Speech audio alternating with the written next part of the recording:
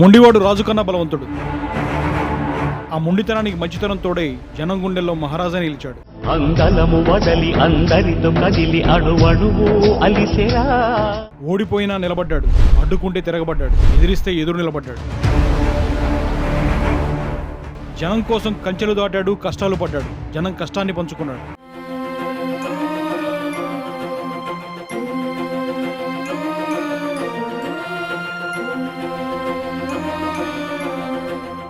అందుకేనేమో ఎక్కడికి తాను కదిలినా జనప్రభంజనం వెంట నడుస్తుంది.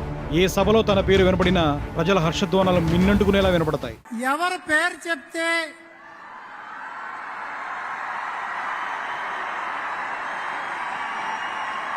యువతలో వైబ్రేషన్ స్టార్ట్ అవుతుందో జనసేన అధ్యక్షులు పవన్ కళ్యాణ్ గారిని మాట్లాడవలసిందిగా ఆహ్వానిస్తూ ఉంది.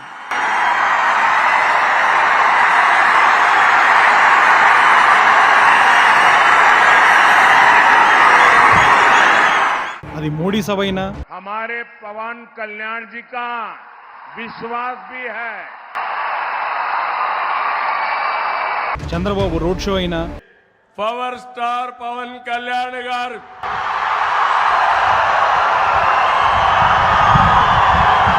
లోకేష్ ప్రచారంలోనైనా ఆ పేరు వినపడితే వచ్చే హర్షధ్వానాల అలిజడికి కాసేపు స్పీచ్కి బ్రేక్ ఇవ్వాల్సిందే.